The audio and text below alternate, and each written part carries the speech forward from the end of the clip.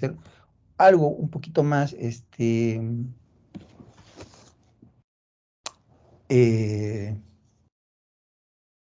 cuidado, por no decir otra palabra, ¿no? Tengan un poco más de cuidado cuando ustedes tengan la oportunidad de realizar una historia clínica, porque están atendiendo a un paciente que va y necesita una atención médica, y se siente mal, y ustedes han estudiado para poder atender al paciente y ayudarlo, ¿no?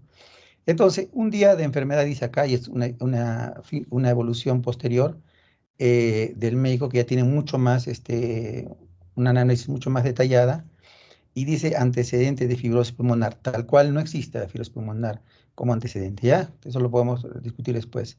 Saturación basal 75 con oxígeno de 1 litro, llega a 90% con tratamiento, salbutamol, este, cada 8 horas, bromuro y patrón me parece decir, no me acuerdo, tratamiento con insulina NPH, alergia a la penicilina, al examen físico satura 93 con 15 litros, frecuencia cardíaca, se supone que es más cada reservorio, frecuencia cardíaca 133, presión arterial 200 con 140, hemoglucotés 191, orofaringe no congestiva, vías eutróficas, tórax móviles muy opaz en ambos campos pulmonares, no ruidos agregados. Es bien raro que un paciente que tenga necesidad de 15 litros de oxígeno no tenga ningún ruido agregado en el examen físico. O sea, es un examen físico de un paciente que no tiene nada en los pulmones, ¿no? Este examen físico, si yo me olvido de esto que dice saturación, el paciente no tiene nada, ¿por qué estará yendo al hospital? Porque en el pulmón no tiene nada el paciente, ¿no? Y le piden unos estudios, tomografía, exámenes de sangre, dieta, etcétera. Esta es otra valoración, que es parece que lo que hacen en algunos casos es copiar y pegar, ¿no? Porque inclusive este es un error. Nosotros hemos hablado de diabetes, les he explicado la clasificación de diabetes. En ningún momento les he explicado una diabetes en romanos, ¿no? Pero el error se repite porque seguramente ha copiado y ha pegado, ¿no? Y si vemos en tórax, murmullo paz en ambos campos pulmonares, no ruidos agregados, ¿no? Insuficiencia respiratoria, diabetes mellitus, insulina, cloruro de sodio, dieta. Tomografía pulmonar, dice ahí. Otra evaluación, la tercera evaluación, presión arterial, saturación, frecuencia cardíaca y paciente más tranquila. Hay muchas evaluaciones, obviamente no las voy a leer a todas porque no va a contribuir a lo que quiero, al mensaje que quiero darles, ¿no? Simplemente les pongo para que ustedes vean cómo es la valoración, cómo se va atendiendo al paciente, cómo va caminando el caso del paciente, ¿no? Acá dice sepsis foco probable, foco pulmonar, insuficiencia respiratoria crónica revisada, descartar neumonía bacteriana, EPIT, agregar inhalaciones que ya tenía, se espera TEM pulmonar, no sé por qué está demorando, y iniciar antibiótico terapia. Aquí otra valoración, creo que tampoco contribuye. De repente el antibiótico, ceftazona, citromicina y los inhaladores. Y a este punto les digo, ¿no? Yo les podría preguntar, ¿los inhaladores está bien en este caso? Por ejemplo. O sea, en, ¿cuál es la utilidad de la administración de los inhaladores? En este caso, como está indicado ahí, salbutamol y otros más. A ver, ¿tienen alguna idea? Si está comentario respecto a eso. Broncodilatación. Son broncodilatadores. ¿Quién me respondió? Medina Paredes Franco. Ya, a ver, levántame la mano para conversar un ratito contigo para hacerte una pregunta. Ok. Dime una cosa, en algún momento de Franco, en algún momento en el examen físico decía que tenía asma o que tenía EPOC o que tenía sibilantes o que tenía roncantes, que significaría que está haciendo un cuadro de broncoespasmo. No, no pusieron en ningún momento. No, ¿cierto? Ok, Franco.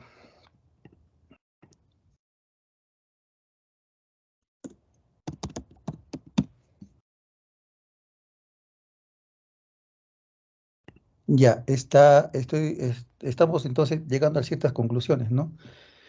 Un paciente recibe inhaladores y recibe antibióticos como una neumonía y recibe unos medicamentos como acetilcisteína, pero que no se sustenta en el diagnóstico del paciente, porque si tú ves el diagnóstico de insuficiencia respiratoria, por insuficiencia respiratoria no das broncodilatadores, por fibrosis pulmonar que no existe ese diagnóstico no das broncodilatadores.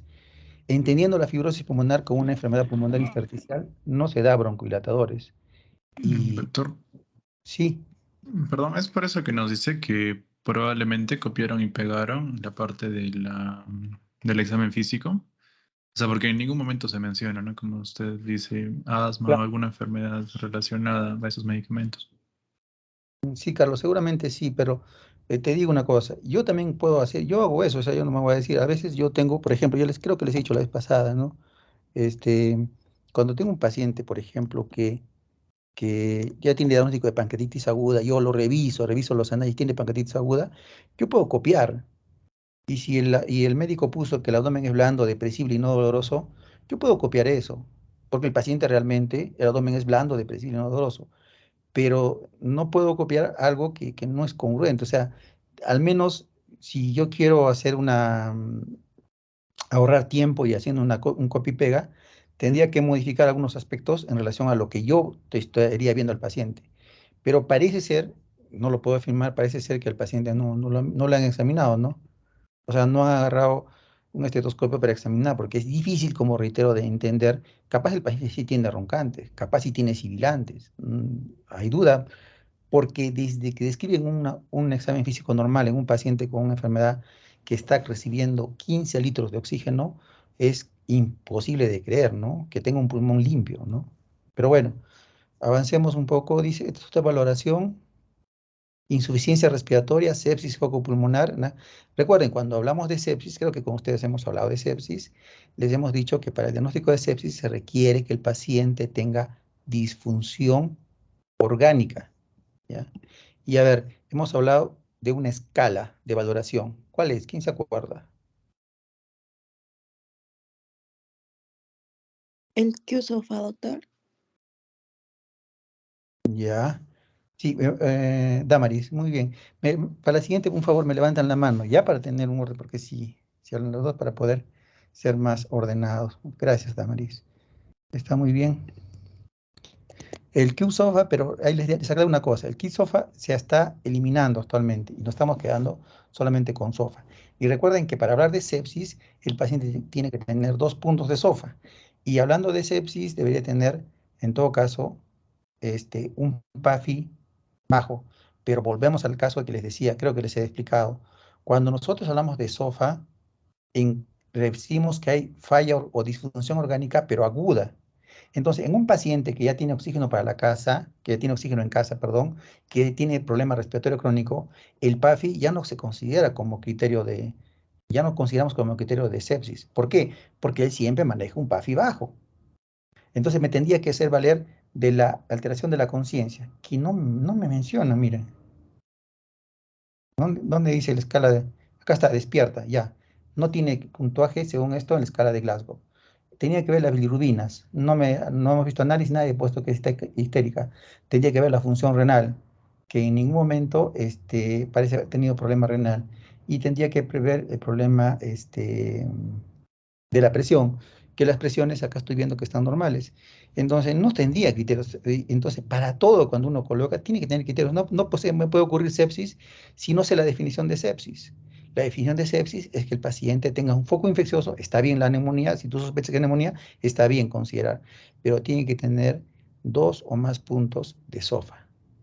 Y así está establecido en los criterios del diagnóstico, establecidos en el tercer consenso de sepsis, que han sido conceptos ampliamente aceptados. Por lo tanto, yo no puedo hacer un diagnóstico que no tenga sustento.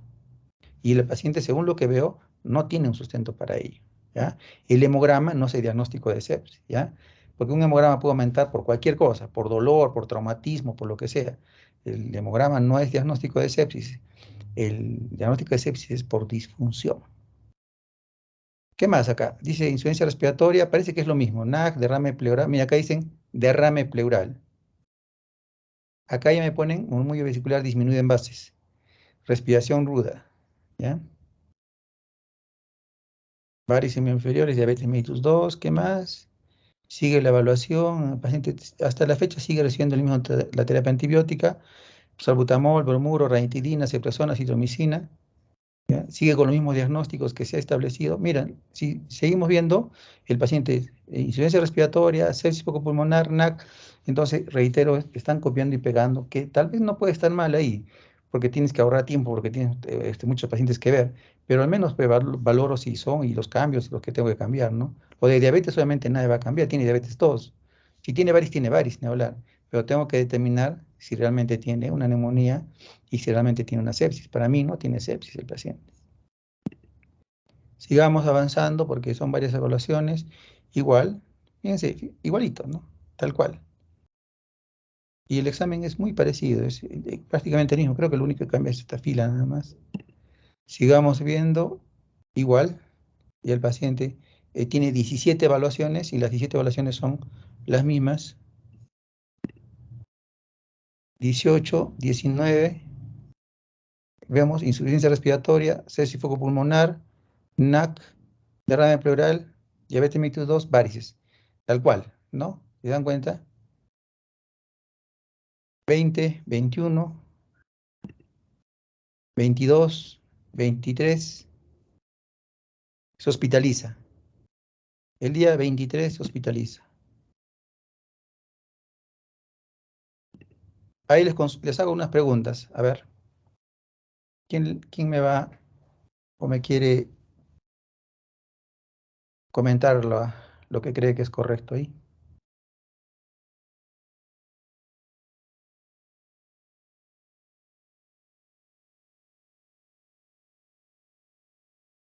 Fabricio. Sí, doctor, buenas tardes. Diría que es la respuesta 4, porque no es neumonía bacteriana, le está dando tratamiento y no funciona, fibrosis es un diagnóstico incorrecto, el tratamiento obviamente es incorrecto por los broncodilatadores que le están dando, y no podemos enviar de alta al paciente con oxígeno, entonces tendríamos que ver una etiología que probablemente sería algo que se nos esté escapando, ¿no? Quizás una enfermedad autoinmune, no sabemos. Ujú. Perfecto. El diagnóstico no puede ser fibrosis pulmonar, les he dicho que no existe. El diagnóstico más probable es neumonía bacteriana. ¿Por qué no pienso que podía ser una neumonía bacteriana? Primero te anoto, Fabricio. Porque no mencionan, o sea, los síntomas del paciente que tienen enfermedad tipo infección, tos, flema, fiebre, no hay eso. Pero aún así puedo decir que está bien tal vez considerar que se ha metido una bacteria, causa una infección, que puede ser, o sea, no lo descarto.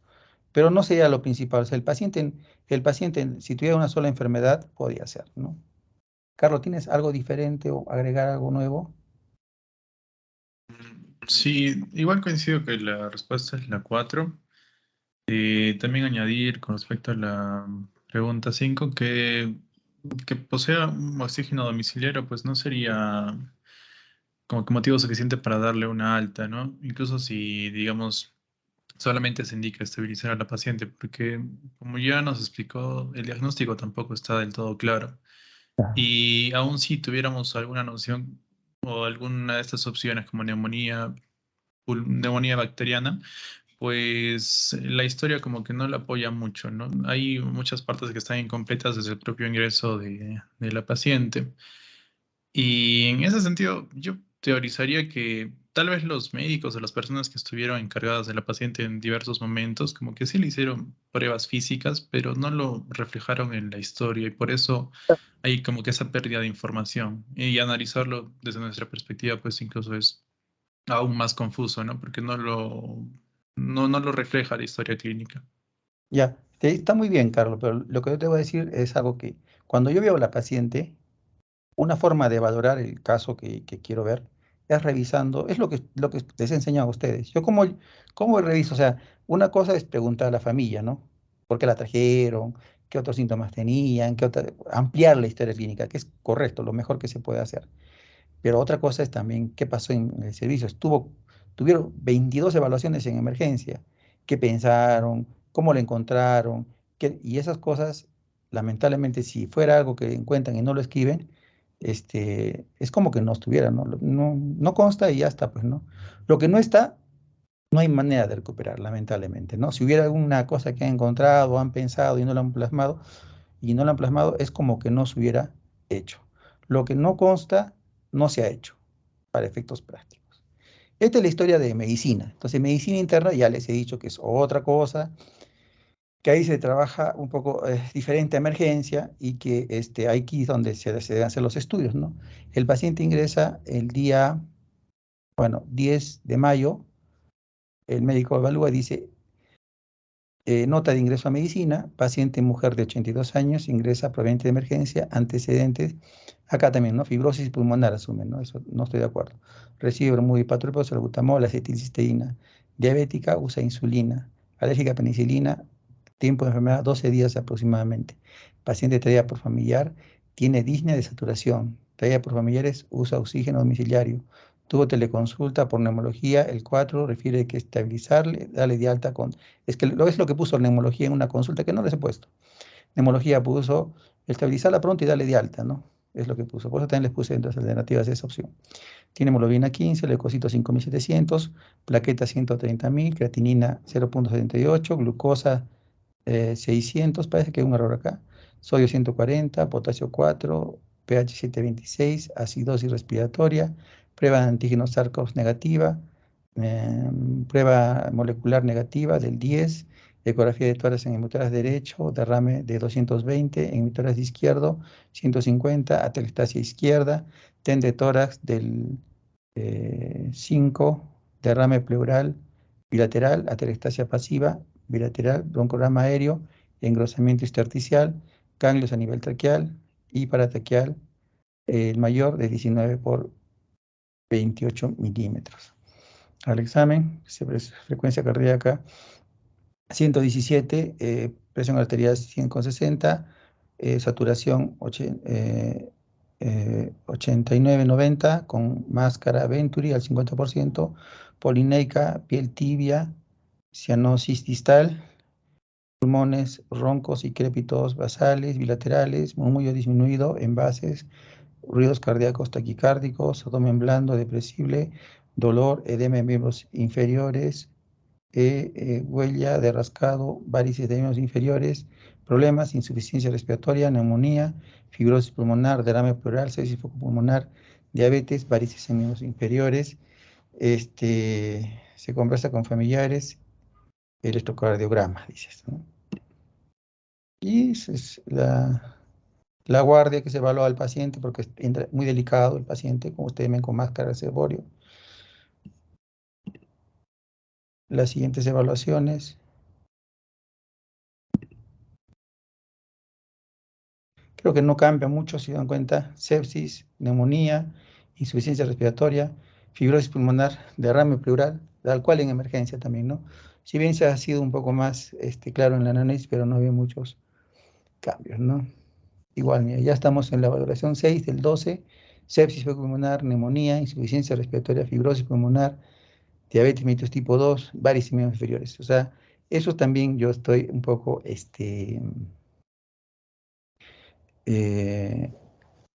no es que yo desprecie el trabajo que se hace anteriormente, pero cuando yo veo un paciente, trato de no seguir lo que me dicen. O sea, cuando yo veo un paciente que tiene tal, o sea, no, yo prefiero ver un paciente sin saber qué es lo que creen los otros médicos que tiene.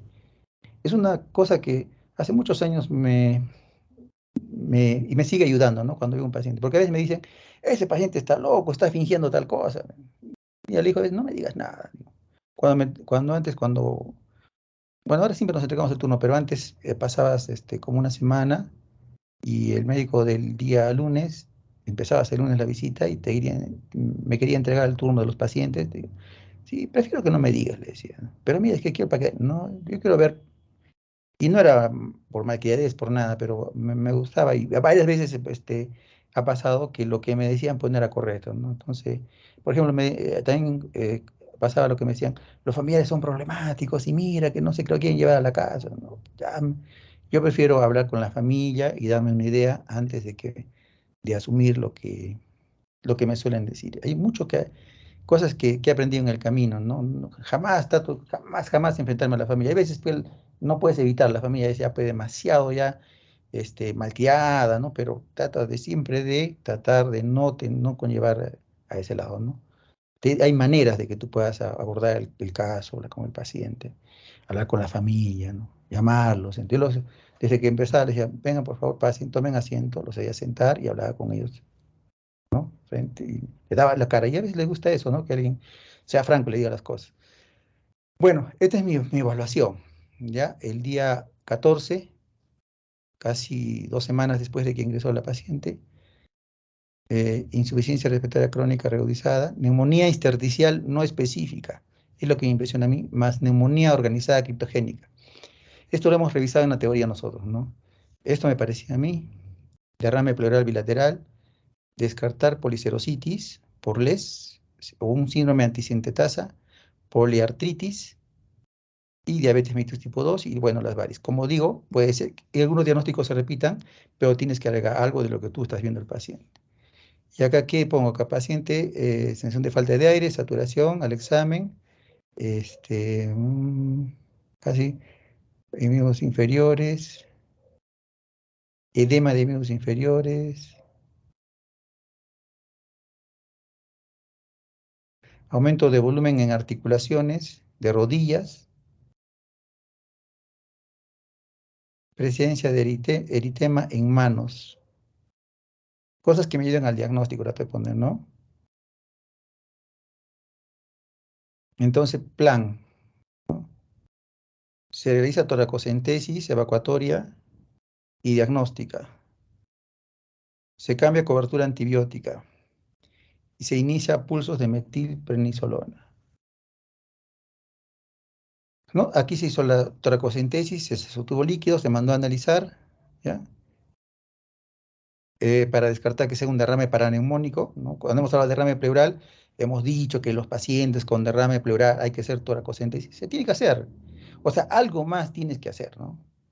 Si vas a seguir copiando y pegando, yo digo, pienso esto, ¿no?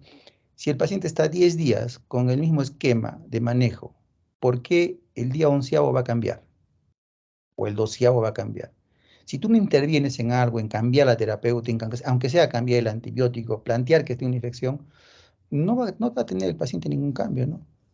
15.000 leucocitos, 17 de hemoglobina, 206.000 plaquetas. Cloro, creatinina normal, glucosa normal, LDH ligeramente aumentada. 217 debe ser, tiene 230. Potasio 5, sodio 131, TGO, TGP normal. Todo esto nosotros hemos revisado ya. Hemograma sin alteraciones, ¿no? Entonces, con este hemograma, ¿cómo pensar que es una neumonía, ¿no? Pero entonces ustedes pueden decir, es contradictorio, ¿por qué le aumenta antibiótico? Porque el paciente iba a recibir pulsos de metilprednisolona y decidí cubrirlo mejor, ¿no? Esa es la respuesta. ¿Qué puede alguien decir que está mal? Puede ser discutible, pero eso es lo que en ese momento se pensó y yo tomo la decisión en base a lo que el paciente en ese momento, ¿no? A posterior alguien puede decir, no, debería ser así, otros no puede ser, se discute, todas las cosas se pueden discutir, pero lo que no creo que pueda ser discutible es que tú no aportes algo diferente al paciente, que tú sigas repitiendo lo mismo y lo mismo, eso de ninguna manera te va a llevar a alguna parte. Los gases arteriales donde había acidosis respiratoria, ¿ya? Otro hemograma, mayor el problema renal nunca ha habido, aparentemente según esto. Este es otros análisis. El líquido salió un exudado, la presencia de un exudado, pero no era compatible con derrame paraneumónico. No le he puesto, lamentablemente, pero no tenía leucocitos aumentados, no tenía glucosa baja y no tenía pH disminuido, ¿no? Lo que hemos hablado, ¿no? Este es el informe de la tomografía. Atelectasia pasiva bilateral y áreas de consolidación con broncograma aéreo. Consolidación no es no siempre es una neumonía, eso hay que tener claro también, ¿ya?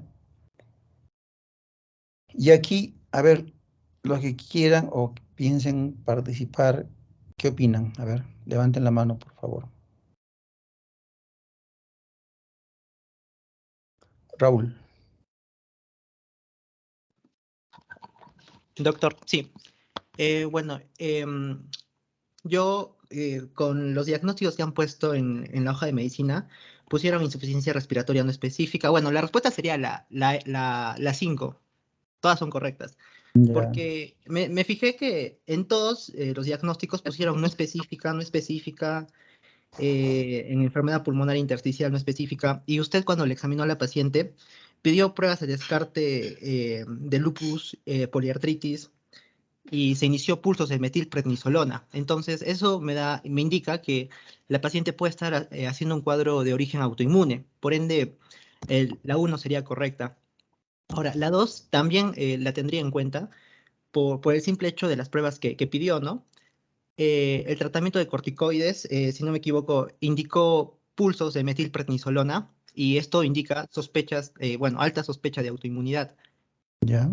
Y la 4 también me parece, doctor, por lo que explicó al último. Claro. Muy bien. Mm. A ver, Raúl. Bien.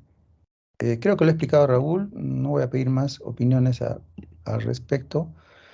Creo que si yo tengo que decir lo siguiente. En un sitio ideal, en un hospital ideal, y si de repente alguien, a un médico neumólogo puede ver lo que estamos hablando, va a decir, es muy agresivo con el tratamiento porque no tenía resultados de ANA, no tenía resultados de ANCA, no tenía resultados para lupus, no tenía biopsia pulmonar.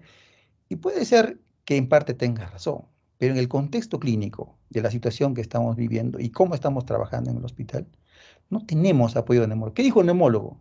Que tenía fibrosis pulmonar y que debía irse a su casa con oxígeno. Si yo lo mando a la paciente para fibroncoscopía, para biopsia pulmonar, le van a hacer imposible. Estaba con máscara de reservorio a 15 litros. Se hubieran asustado, lo hubieran mandado a shock trauma y de repente le hubieran intubado a la paciente. ¿Qué hubiera pasado? No lo sé.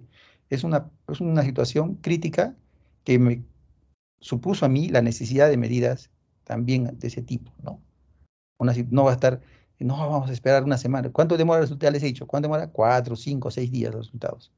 Entonces, si yo demoro o sea, en actuar, el paciente va a presentar una mejoría claramente, ¿no? Y la paciente se le pidió los análisis y el 14 de mayo salió un anticuerpo antinuclear patrón moteado 1/160. Y tenía unos anticuerpos anticentrómero negativo. Y el ANCA para vasculitis salió negativo. Hay un ANCA etanol que salió un patrón perinuclear, pero ese es falso positivo por el ANA que tenía el paciente, no significa que tenga vasculitis, porque antimiloperoxidasa y antiproteinasa 3 es negativo. Y aquí lo interesante, ¿no? Salió anti-RNP positivo, 24. Anti-RO positivo en 43, valor normal es hasta 20. Y anti-SCL70, 39, positivo. Esta es la tomografía, derrame pleural bilateral. Este es el broncograma aéreo, la condensación que hay bivasal y los infiltrados intersticiales.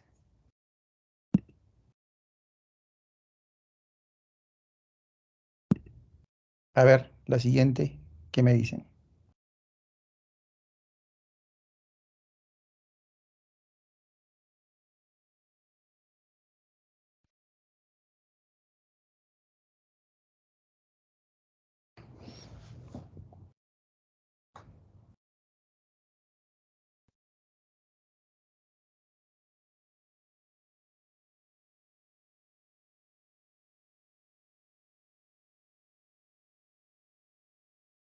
Fabricio.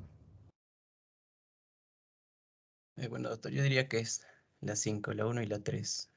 Descartando las otras, ¿no? Porque la 2 nos dice que es SCL70. No sería Sjögren, sino sería Claro. una esclerosis sistémica difusa, ¿no? Y la 4 nos dice que es cutánea limitada, pero dice limitada porque, o sea, halló centrómeros negativos, creo, ahí es limitades de centrómeros. Entonces Ujú. sería una difusa que se asocia, ¿no? También, aunque las dos se asocian a daño pulmonar. Y la primera que es un patrón moteado en la que se halló, ¿no? ANA, protón moteado por antígenos nucleares extraíbles. Muy bien. Fabricio, probablemente tú sepas más que muchos médicos internistas y algunos de tus compañeros también, seguramente. Te felicito.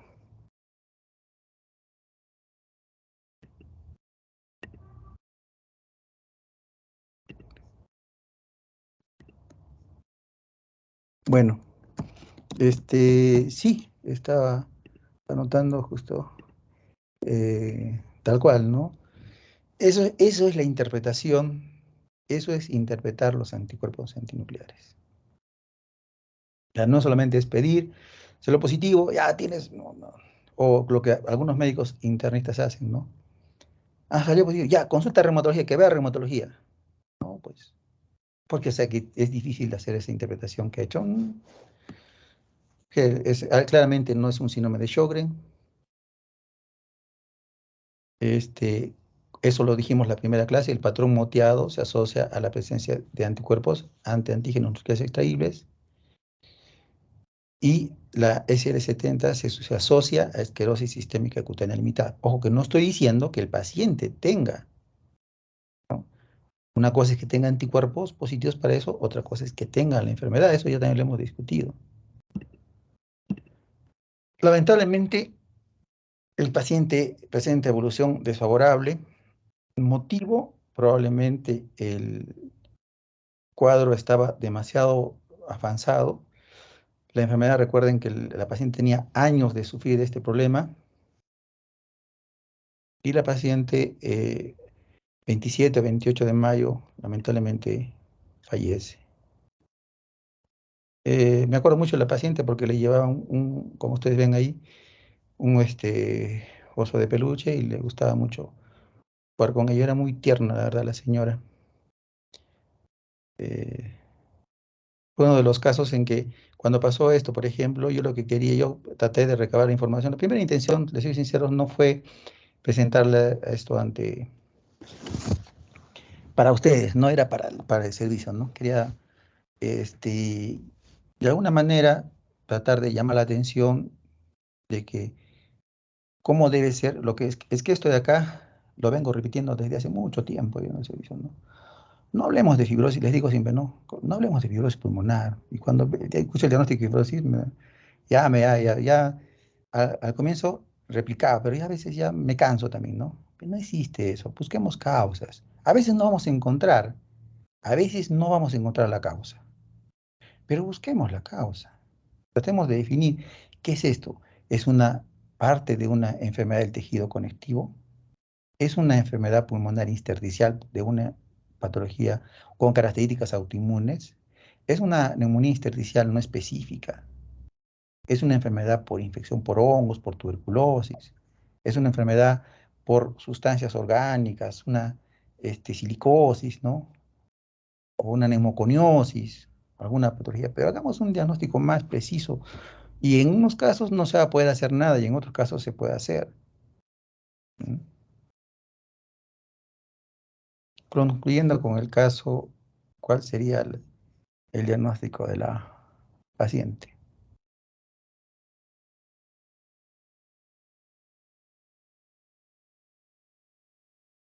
Catherine. Sí, doctor, buenas tardes. Bueno, para mí el diagnóstico ya sería lo que es la respuesta 2, que sería una esclerosis sistémica cutánea difusa. Esto lo digo porque me estoy apoyando de lo que le salió, ¿no? De los anticuerpos SLC70 o topoisomerasa 1. Y bueno, como bien decía Fabricio en el anterior, igual sea limitada o sea difusa, al final ambos van a afectar los pulmones, ¿no? Y este era un marcador de un mal pronóstico. En este caso, como digo, me voy más a lo que es la difusa, también apoyándome de los anteriores anticuerpos que había salido. Y bueno, como dice usted, doctor, hay que recordar que no podemos de frente dar una causa de fibrosis, ¿no? Así de frente, sino que hay que ir más allá, ¿no? Más allá del tema. Por ejemplo, yo en realidad no me hubiera enterado de esto hasta que ya comenzamos a ver los anticuerpos y ya comencé a relacionarlo con que podía, ¿no? Venir de una enfermedad autoinmune y todo eso. Y bueno, eso sería para mí. Muy bien, Catherine. A ver, está bien ya, pero ¿alguien tiene una opinión diferente? Raúl Fabricio. Doctor, bueno, sí, pero no sé si esté en lo correcto, pero usted mencionó que el anti-RNP, el anti-RO y el anti-SSL70 han salido positivos, ¿no? En Sí. el examen que se le hizo. Entonces, doctor, yo la verdad no estaría así al 100% que diga que se trate de una esclerosis sistémica cutánea difusa por los SL70. Diría que sería una neumonía intersticial con características autoinmunes porque estos anticuerpos que hemos hallado del RNP y el RO me darían otros diagnósticos como podría ser un lupus o bueno, sospechar de otra enfermedad autoinmune, ¿no? Por, por la positividad de estos autoanticuerpos que salió en la prueba. Muy bien. Muy bien, me da mucho gusto poder conversar con ustedes y que tengan unas respuestas que sean muy lógicas y razonadas. Tengo que decirles que efectivamente, o sea, yo había presentado una revisión sobre el Colegio Americano de Reumatología y el EULAR sobre los criterios de diagnóstico de esclerosis sistémica, ¿no? Y daban puntaje, ¿no? El anti-SL70 te daban 3 puntos. Si había compromiso pulmonar, me daban creo 2 puntos, si no mal recuerdo. Lo cierto es que requerías 9 puntos.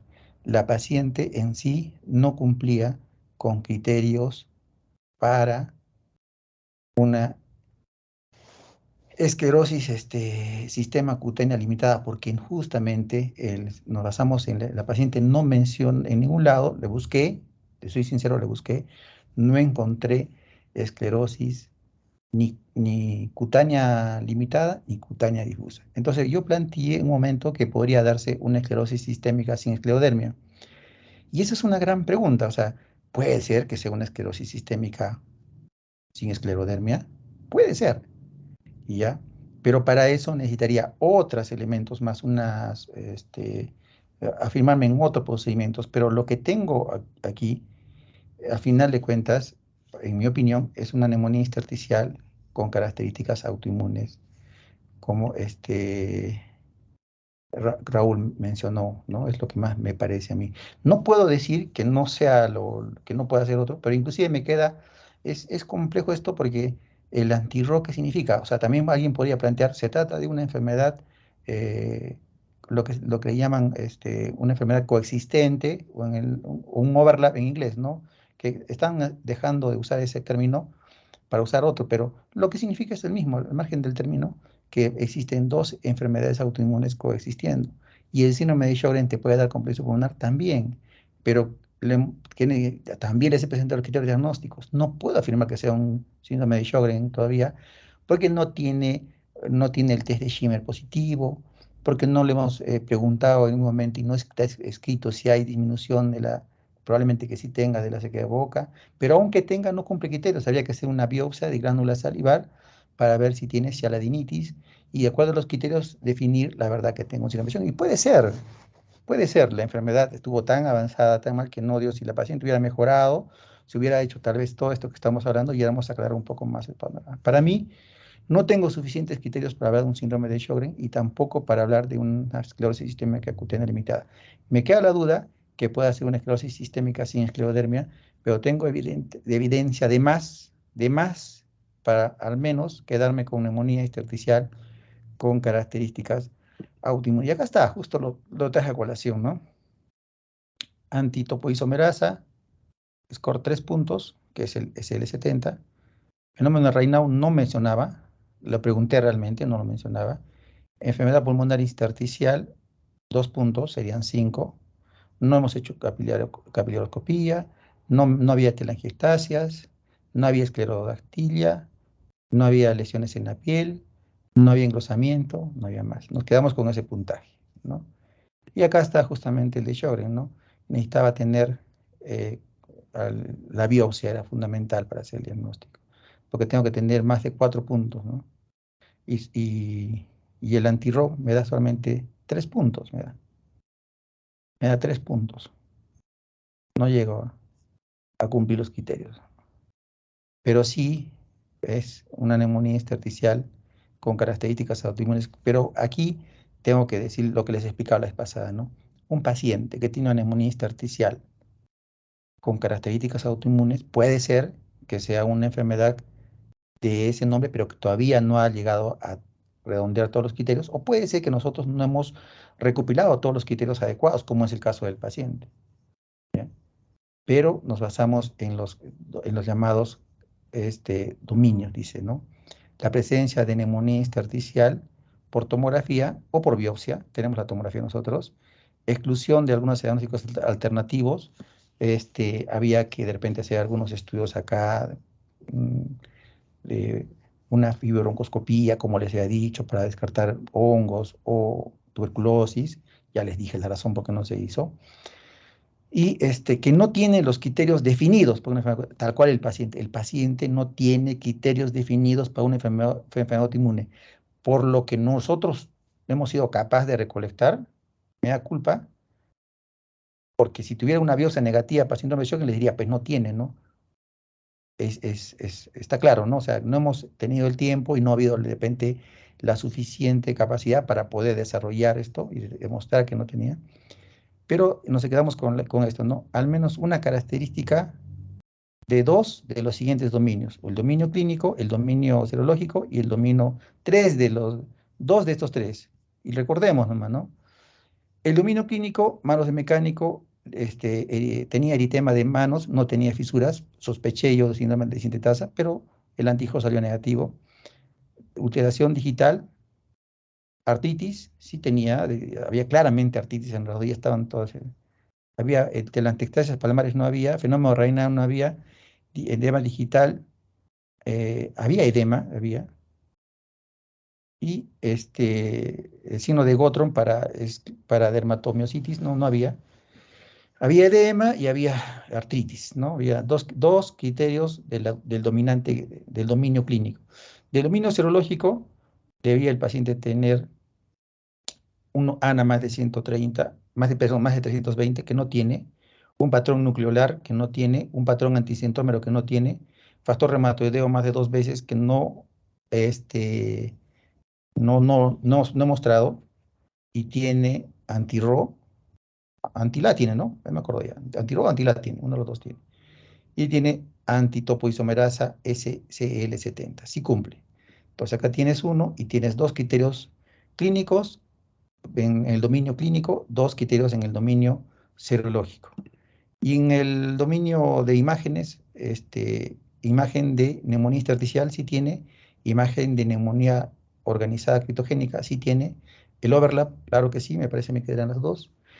Y esto es histopatología ya, una biopsia que ya les he dicho que es imposible de presentar. Entonces el paciente o mi paciente tenía todos los criterios, el paciente que hemos revisado tenía todos los criterios para, por lo menos, tener una neumonía intersticial con características autoinmunes y con mucha sospecha de una o 2 enfermedades autoinmunes que no llegamos a afirmar y a completar criterios.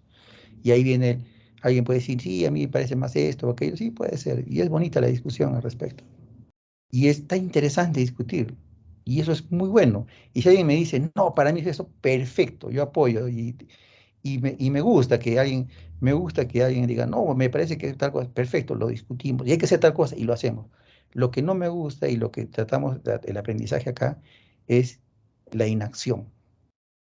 El considerar que es un hecho consumado, que el paciente tiene fibrosis y no requiere nada más.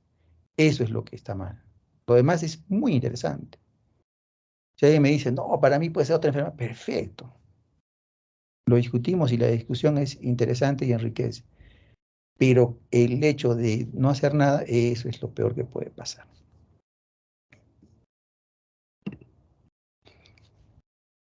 ¿Alguna pregunta?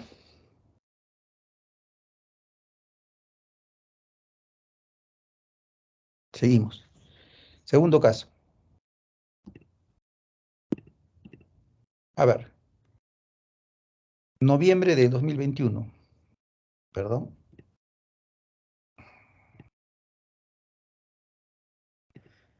Disculpen.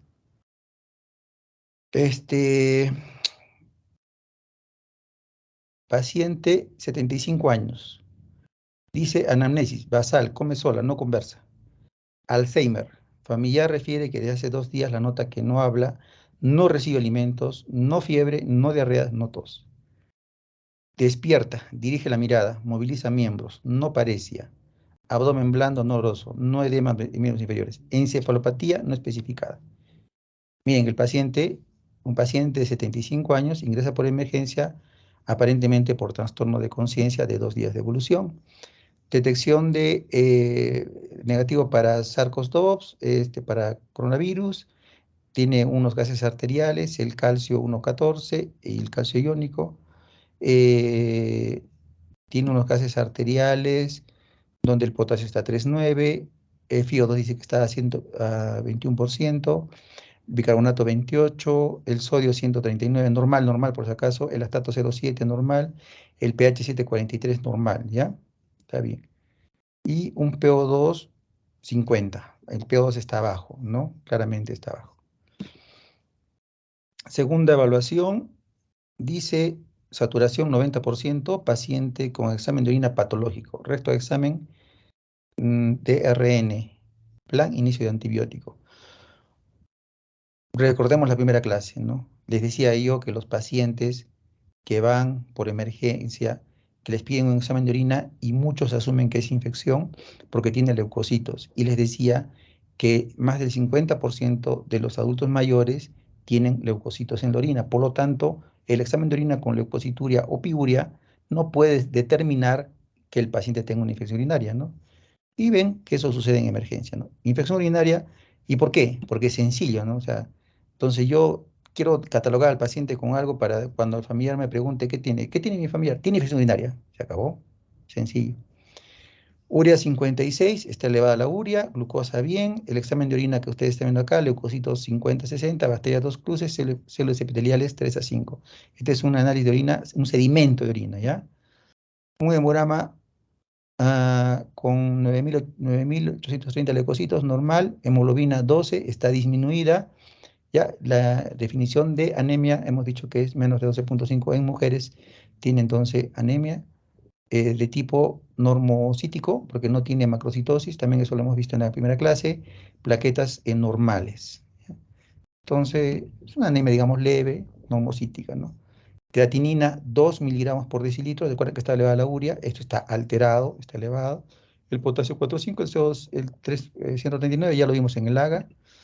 Reevalúan el caso y dicen antecedente de Alzheimer, basal come sola, paciente ingresa por inapetencia y no habla.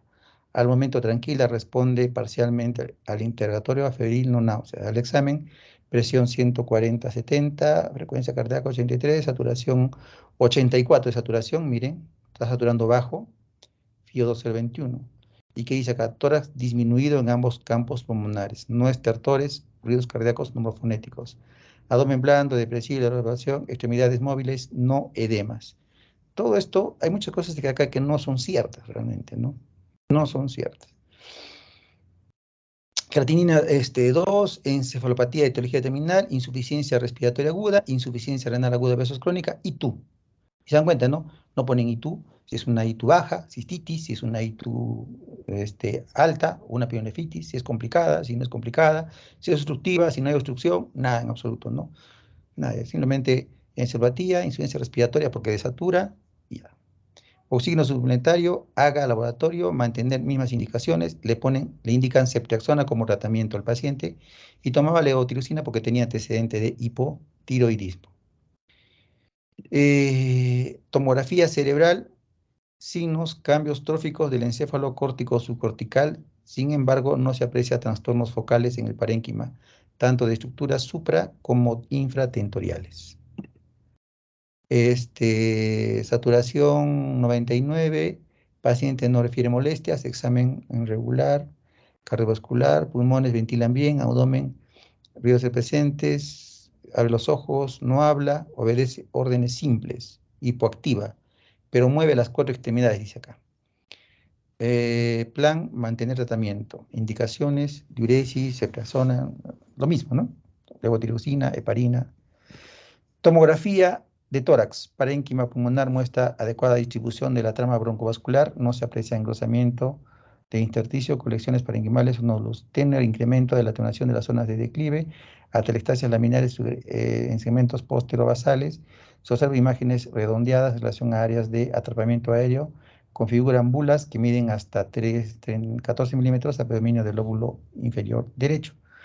Medias tiene estructuras vasculares de calibre normal, no se evidencia calcificaciones en las paredes del callado de la aorta, anillo valvular, ni coronarias, cavidades, esófago, nada.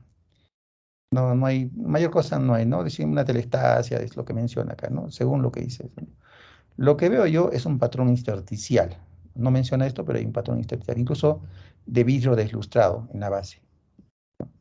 Entonces, tampoco se trata de seguir lo que dice el informe, sino tienes que ver, y lo bueno que nosotros en el sistema tenemos, esto no es normal, ¿ya? Tiene un patrón intersticial bilobasal y tiene unas bulas como lo han descrito acá. Esto es bulita, unas pequeñas bulas ahí. Esta imagen, incluso acá está configurando el panal de abejas. Panal de abejas, el signo de honeycombing, ¿no? Está marcando ahí en las bases. O sea, no es una tomografía normal, como menciona. Primera pregunta del caso.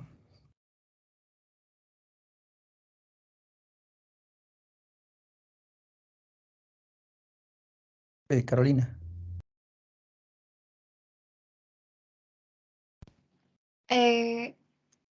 Doctor, sería la 2, la 3 y la 4, porque, o sea, con lo que hemos podido ver, bueno, lo que nos dijo en la imagen se observa las opacificaciones, ¿no? En vidrio deslustrado, y eso es muy compatible con lo que es la neumonía intersticial. Entonces ya podríamos pensar en un cuadro pulmonar intersticial no específico, y yo creo que probablemente puede ser de origen autoinmune también debido a la edad avanzada del paciente.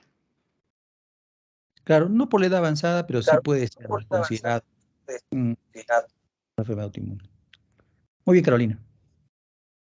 Muy bien, está muy bien la respuesta, avanzamos. Esta es la nota de ingreso que le hacen al paciente. Paciente de 75 años, ingresa al servicio procedente de emergencia, se toman datos de la historia clínica, alergia no refiere, patológicos, hipotiroidismo, hipertensión arterial, demencia, trastornos afectivos bipolar, psiquiatría de Yanaguara, quirúrgico no refiere, medicación habitual, levotiroxina, 100 miligramos al día, 100 microgramos al día, gabapentina, 300 cada 8 horas, amitriptilina cada 24, risperidona, quetiapina y ya. Síntomas principales, somnolencia, inapetencia. Paciente extraída por emergencia por familiares por cuadro de inicio insidioso caracterizado por tendencia al sueño, inapetencia, al examen despierta, dirige la mirada, moviliza las 4 extremidades en analíticas, bla, bla, bla, bla, bla, nada más. Todo lo que dice lo que hemos visto nosotros. Encefalopatía multifactorial, demencia, síndrome urémico, encefalopatía medicamentosa, insuficiencia respiratoria aguda versus crónica, descartar tromboembolismo pulmonar, EPOC, neumonía. Injuria renal aguda versus crónica, infección urinaria, hipertensión arterial, hipotiroidismo, trastorno afectivo bipolar. 7 diagnósticos, más de 7 diagnósticos, porque en otros pone causas de encefalopatía, ¿no? Eso hace el médico de hospitalización. ¿Qué decir? Miren, el factor reumatoideo le hicieron, salió 10, el TSH estaba elevado, pero recuerden que tenía hipotiroidismo, el dímero D estaba positivo, la ecografía decía hígado graso, la vuelven a evaluar y los mismos diagnósticos, ¿no? Y acá dice, se suspende clonazepam, quetiapina, gabapentina, furosemida, pendiente exámenes de control. Lo que me entregan el paciente. Ya, les cuento un poco. es familiar de un médico, de un colega. Entonces, primero que cuando me entregan al paciente me dicen, es una pacientita que ha ingresado por trastorno de conciencia, pero creo que es su basal. Así debe ser su basal. Está un poquito saturando y le queremos hacer una gamografía de ventilación. No le podemos hacer un angiotem pulmonar porque tiene creatinina de 2. O está elevada, ¿no? Tenía 2 o 1.8, no sé. Estamos pidiendo cita al nacional para la gamografía, se va a quedar hasta que le haga la gamografía y luego decidir el tratamiento de la falta de la desaturación que tiene la paciente. Por lo demás está tranquila. ¿Ya? Entonces, cuando yo la veo a la paciente, encuentro varias cosas, ¿no? No sé si todas las he plasmado. A ver, esto tampoco es mío. Esto tampoco, se dan cuenta, todo siempre se repite. Piensan que la paciente está dormida porque piensan que está dormida por el medicamento, ¿no? Porque se ha excedido en los medicamentos, en eso se piensa. Gamografía, exámenes de control, testete de oxígeno. Acá está. Entonces, hay muchas cosas que obviamente seguramente no he puesto. Como dijo por ahí, creo que Carlos dijo justo que probablemente hay cosas que se hacen, ¿no? Y es muy probable que hay cosas que no, porque tú no es que tienes una computadora en tu mente y todo lo que has visto o has evaluado en el paciente vas y ay, digitas, ¿no? ¿Qué cosas te van a olvidar? Pero trato de poner lo que considero más importante. Lo cierto es que cuando recibo a la paciente, me parece, miren cómo cambia todo el diagnóstico. Había tenido elevación de la creatinfosfoquinasa y nadie se había dado cuenta. Nadie se había dado cuenta. O sea, es lo que digo, lo peor de todo es cuando alguien pide un análisis y luego no sabe interpretar. Entonces, ustedes ya saben, hemos visto un paciente con miopatía.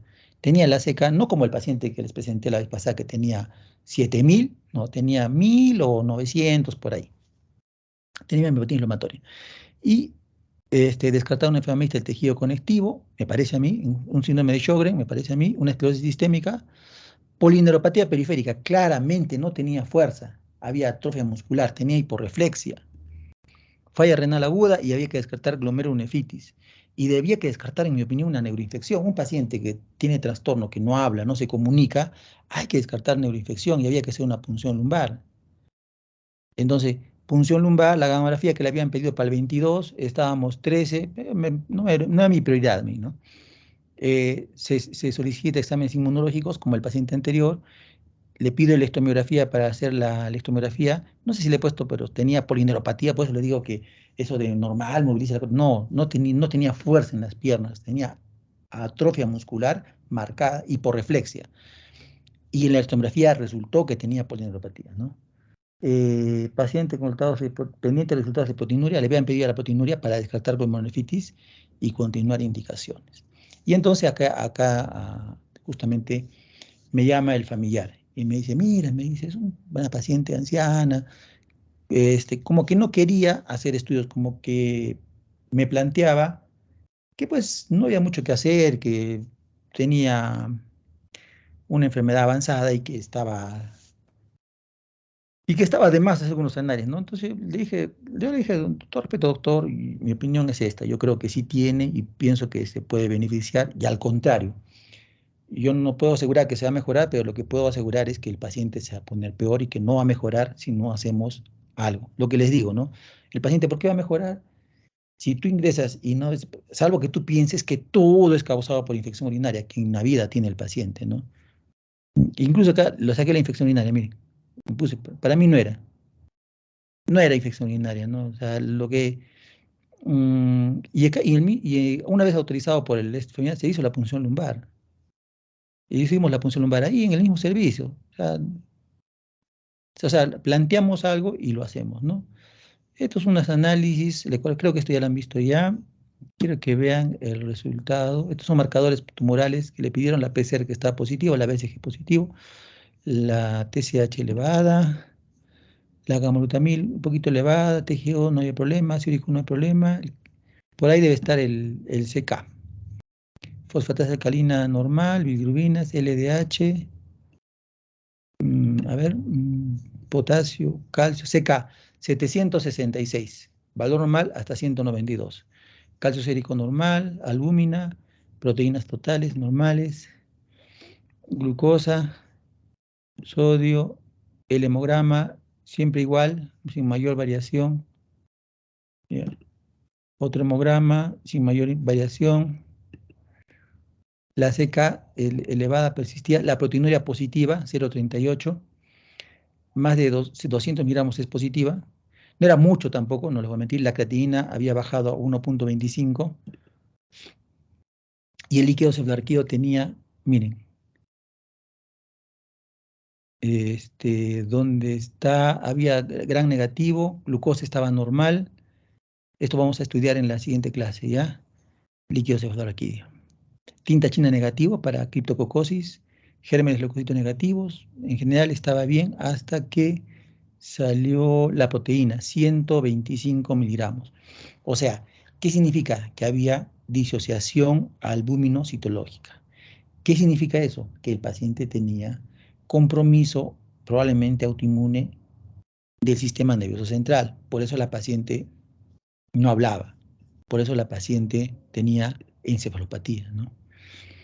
Y planteando estos diagnósticos, miopatía secundaria enfermedad autoinmune, enfermedad del tejido conectivo, miopatía, NINER, edema de manos, compromiso del sistema nervioso central, artritis, síndrome de Sjögren de Carter-Lewis, esclerosis sistémica, polineuropatía motora, falla renal aguda, meningitis, meningitis aséptica, la catalogamos así como una meningitis aséptica o autoinmune, y empezamos con tratamiento con pulso de metilprednisolona y hicimos estudios de perfil ANA y ENA, ¿no?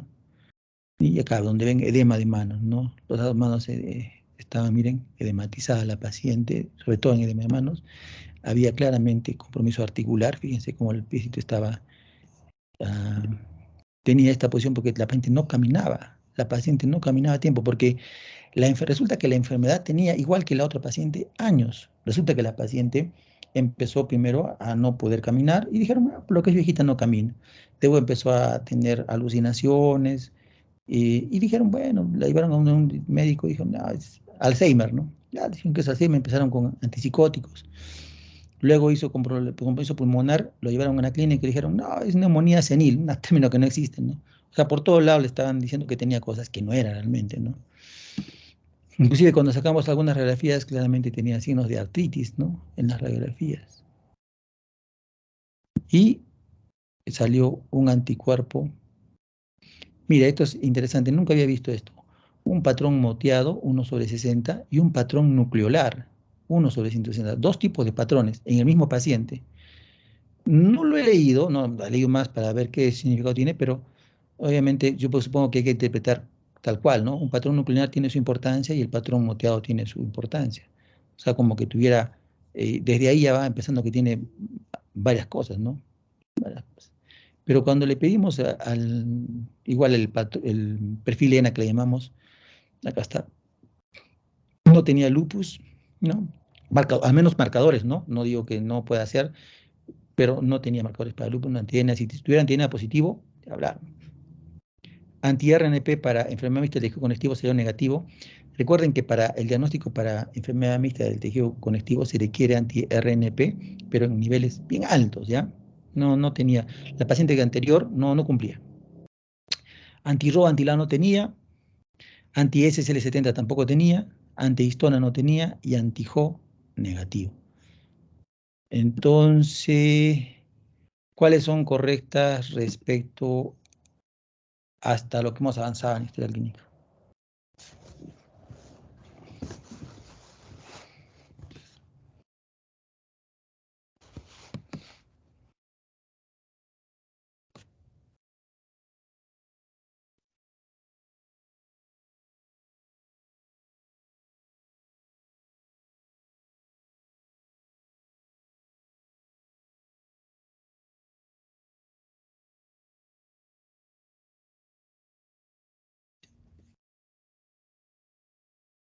¿Lo digo o espero un ratito más que ustedes se animen?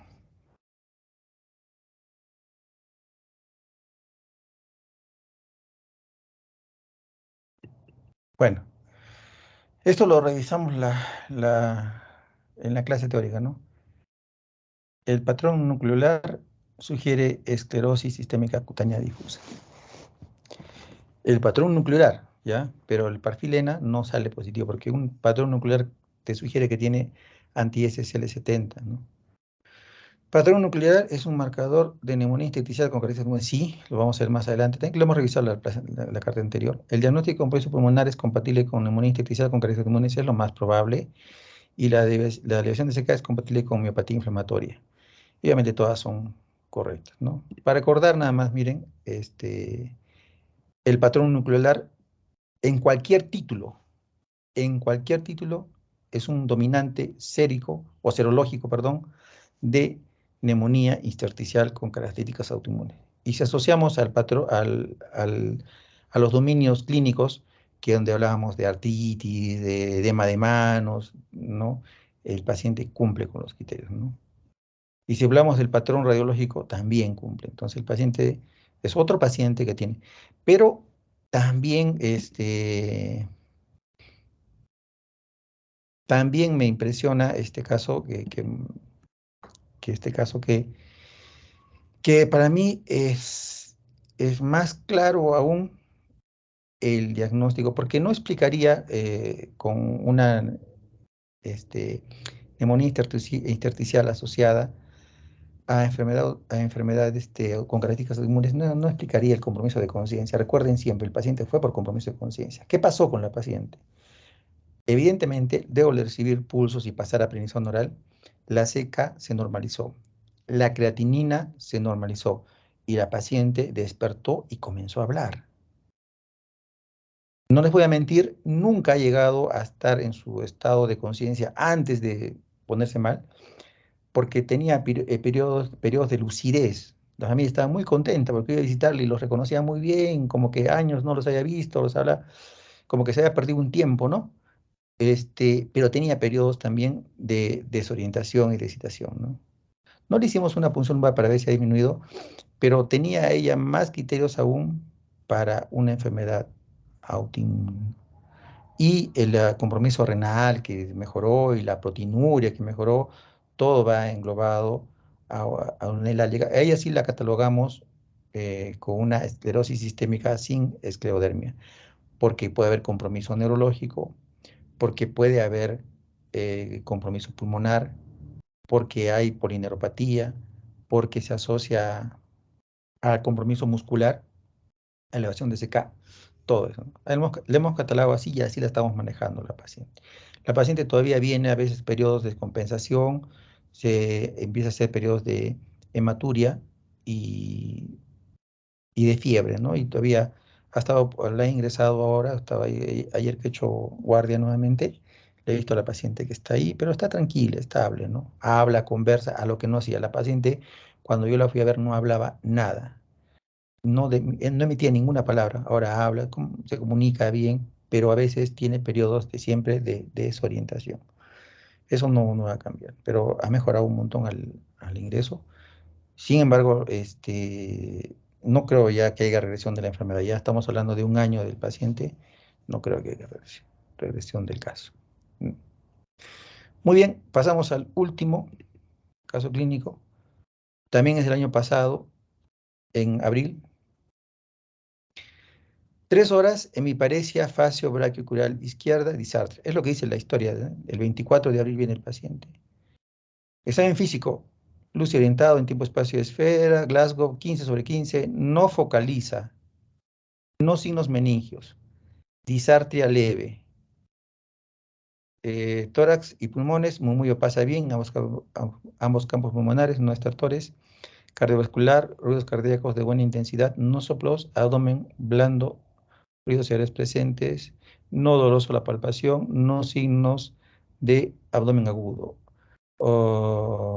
Quirúrgico, extremidad, debilidad marcada en región brachiocrural izquierda. Se contradice, ¿no? No focalización y dice debilidad marcada en región facio-brachiocrural izquierda. Fuerza muscular 2/5 en hemicuerpo izquierdo. Diagnóstico, accidente cerebrovascular, se recita TEN, se hace interconsulta a neurología. 3 horas de enfermedad, aparentemente una hemiparesia del lado izquierdo y aparentemente un ACV isquémico según lo que catalogan. Esta es la tomografía, este es el informe hipodensidades hídricas insulares profundas, bilaterales, de 6 y de 5, que parecen corresponder a espacios periventriculares amplios. Como que no hay mucha correlación con la clínica, según la tomografía, el informe tomográfico y la tomografía.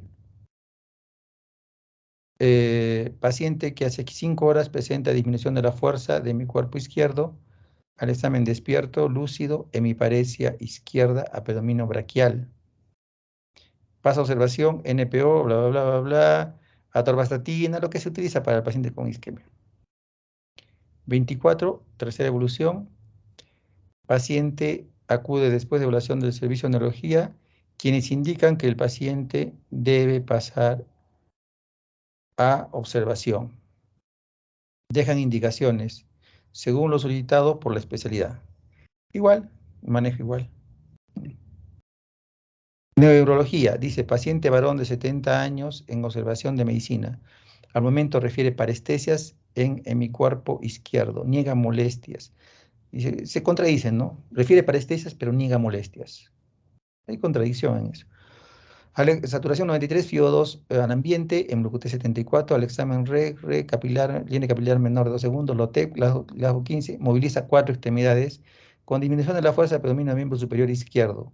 Buen patrón ventilatorio, evolución accionada, iniciar dieta, mañana evaluación por energía, con TEM de control, valorar alta pronta, es lo que pone el neurólogo.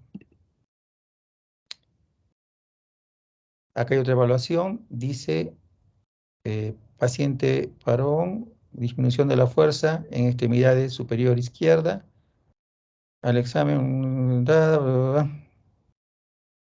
más, no hay nada contributorio ahí. A ver acá, evalúa paciente varón de 70 años en observación de emergencia, creo que esto lo hemos visto, creo que es una repetición. Otro, al momento refiere parestesias en mi cuerpo izquierdo, niega molestias, saturación 92, creo que se han copiado, están copiando y pegando. Igual, saturación cardiovascular, evolución estacionaria.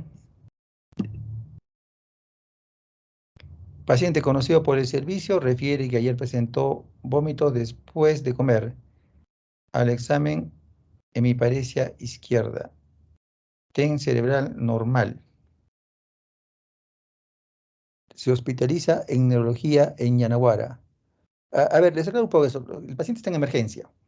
Emergencia tiene dos caminos. Uno, pasar a Zamácula, donde ya les he dicho que ahí estoy trabajando, porque ahí está el servicio de medicina interna, o quedarse en unos ambientes que antes eran nuestro servicio, que ahora están usando la cirugía, pero hay unas camas ahí que neurología puede utilizar para sus pacientes. Entonces, el neurólogo dice que pase a cargo de neurología para que lo den, pero resulta que el paciente no había camas ahí y deciden mandarlo a medicina. Y por eso el paciente el día 27 de abril ingresa. Paciente varón de 70 años, natural de Puno, procedente de Arequipa. Estado civil viudo, grado de instrucción, quinto de secundaria. Ocupación albañil. Religión mormona. Procedente de observación de emergencia. Antecedentes. Enfermedades crónicas niega. Alergias niega. Cirugías previas, apendicectomizado. Prostatectomizado. Medicación habitual, ninguna. Hábitos nocivos, niega. Relato de enfermedad, 5 días. Paciente refiere que hace 5 días presenta cefalea occipital intensa. Al día siguiente, al despertar por la mañana, presenta disminución de la fuerza y movilidad de brazo y pierna izquierda, con impotencia funcional. Acude a médico acupunturista, pero a la severidad del caso es llevado a emergencia del hospital, donde se le realizan estudios y se indica su hospitalización. Paciente evaluada por neurología el día 4, quien indica hospitalización a cargo de neurología del Hospital Yanaguara. El paciente evaluado por cardiología, quien indica coordinar para mañana colocación de Holter y ecocardiograma. TEN cerebral, dice, TEN de tórax, nada que ver. De repente sí, pero quiero ver si he tomado algunas imágenes de tomografía. Sí tengo unas imágenes ahí. Glucosa normal, creatinina normal, Colesterol normal, fíjense, colesterol, 100, ¿no? Normalmente los ACV se presentan en gente que tienen colesterol elevado. Ya hemos hablado, ¿no? Con manejo del colesterol basado en LDL, ¿no? El LDL del paciente, ¿dónde está? HDL, miren, 31. A ver, acá debe estar, acá está el LDL, 50, bajísimo, ¿no? Sodio un poquito bajo, potasio 3.7, leucocitos bien, y acá está. Otra vez una tomografía con un patrón intersticial, ¿no? Intersticial.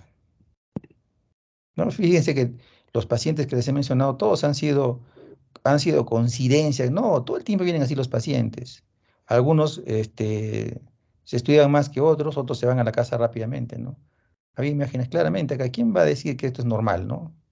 En absoluto, ¿no? Engrosamiento intersticial, ¿no?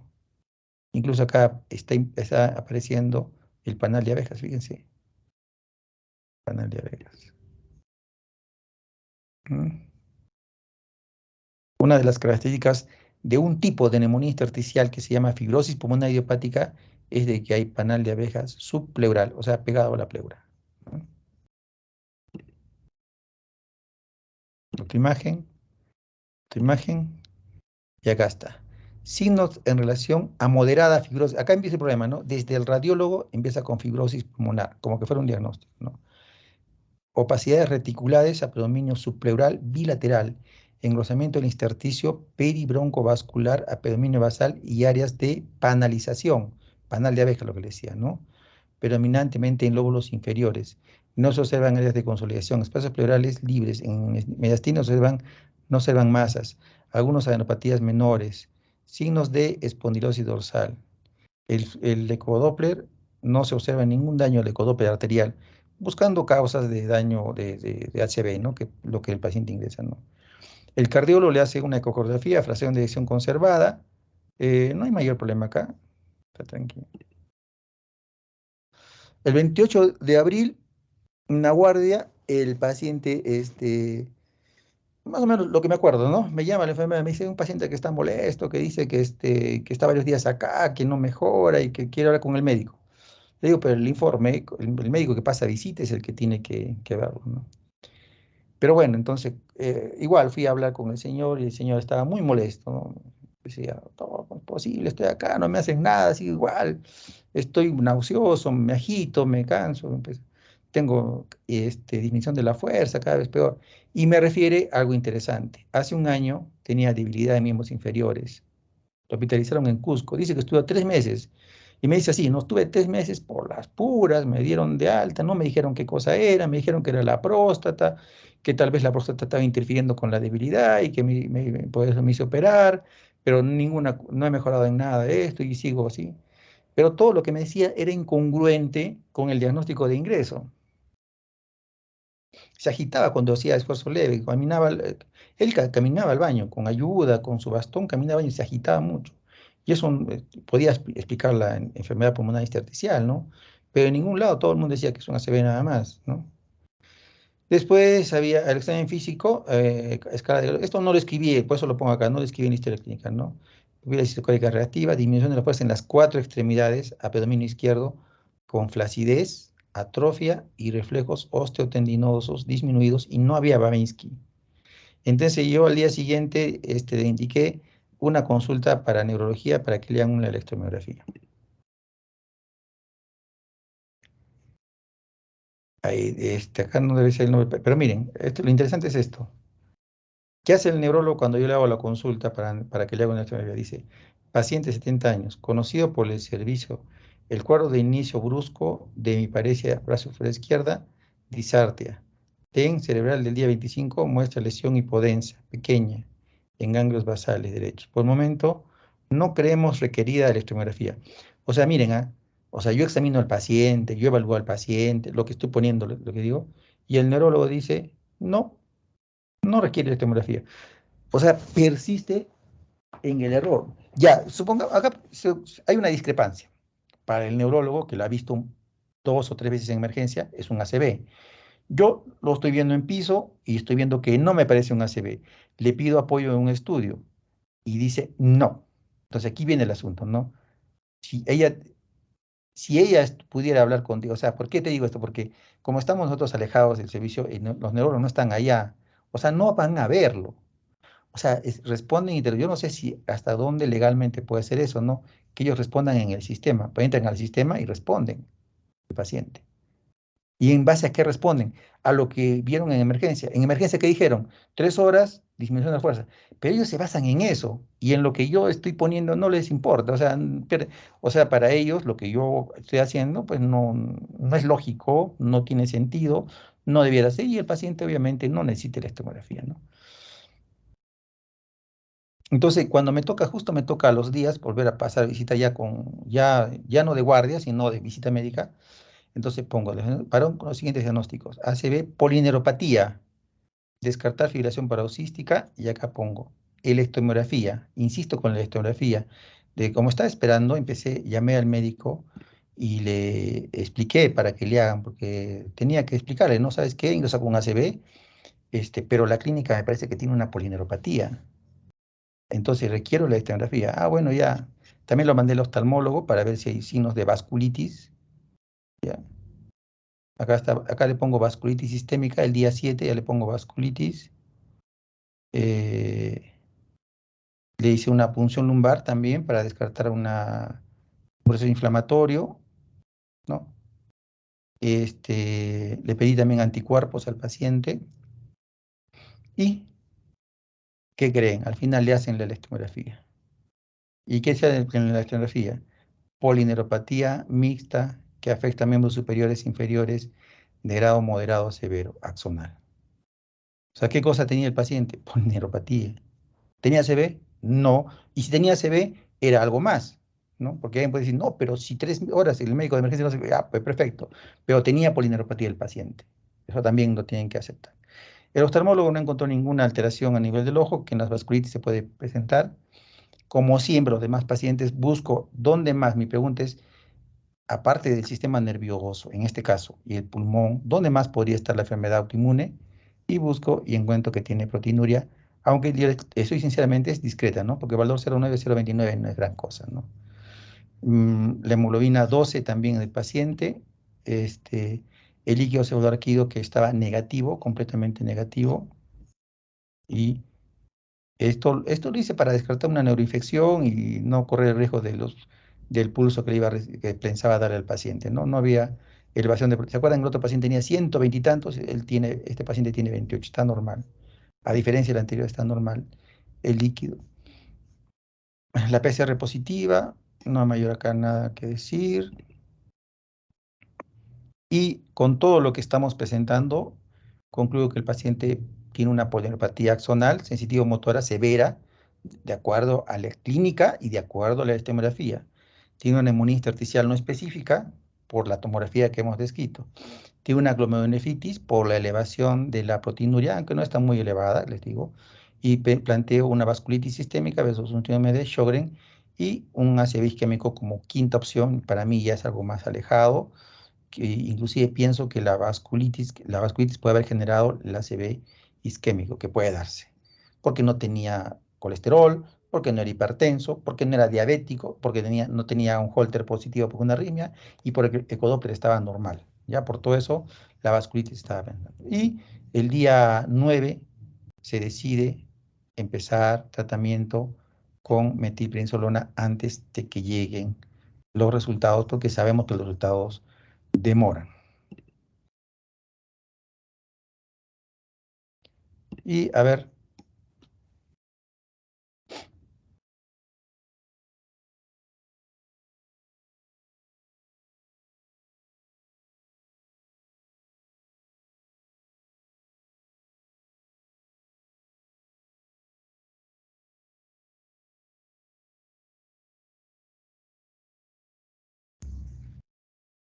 Carlos.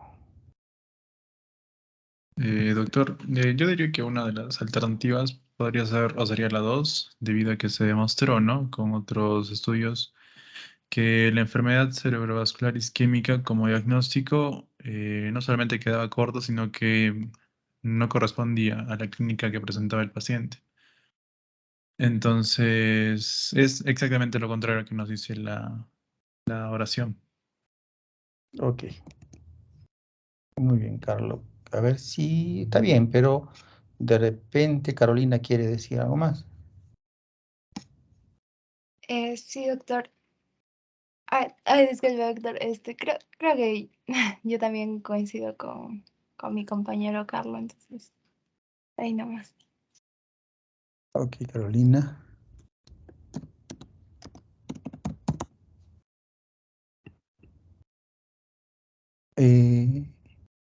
¿Franco tiene algo diferente o está solamente de acuerdo? Yo opino que el compromiso pulmonar intersticial del paciente, sí, o sea, muy probablemente esté ligado con una enfermedad autoinmune, así de que también requeriría estudios. Me fui un ratito. Me cambió de internet ahorita. Decía si Franco tiene alguna cosa diferente, alguna opinión Es, diferente. sí, doctor. De hecho, el compromiso pulmonar, la enfermedad pulmonar intersticial que tiene el paciente, puede llegar a tener carácter, o mejor dicho, tiene carácter autoinmune, así de que sería muy bueno sacar más estudios acerca de ello. Claro, Franco.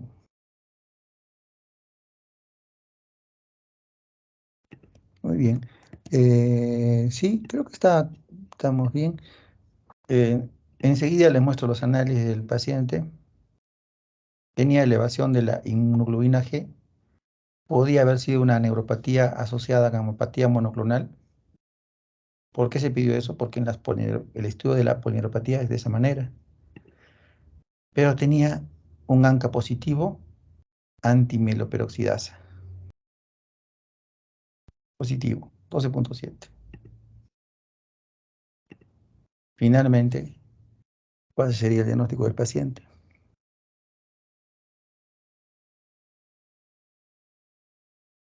Franco. Yo diría que la 2, la 3 y la 4 están correctas. Si es que se detectó, o sea, el diagnóstico si es que se detectó el ANCA positivo, muy probablemente también estemos hablando de una vasculitis. Y por todo el compromiso que el paciente tuvo, más podríamos concluir de que es sistémico, es una vasculitis sistémica de pequeños Ujú. vasos. Muy Ujú. bien, Franco. Perfecto. José Manuel tiene algo más que agregar. Quizás no mucho, pero respecto a lo que es el diagnóstico de, bueno, de las alternativas, ¿cuál es la correcta? También considero que es la 2 y 3 y 4. Que sea una vasculitis sistémica ANCA positivo, pues ya en base a lo que es la clínica del paciente, ¿no? Con todo lo que nos ha presentado y todas las molestias que ha tenido con el pasar del tiempo, además de que, bueno, refiere pues las molestias de debilidad, ¿no? En todo el miembro, en todo lo que es, prácticamente todos en miembro inferior izquierdo o casi la mitad del cuerpo, ¿no? Pero en general, pues, viendo pues, que los ANCAs están positivos, también se puede considerar que hay la posibilidad de vasculitis, tanto de, bueno, sobre todo la de vasos pequeños, ¿no? Ujú. Muy bien.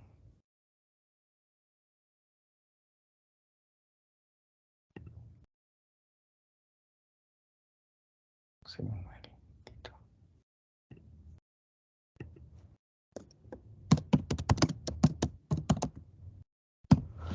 Ya.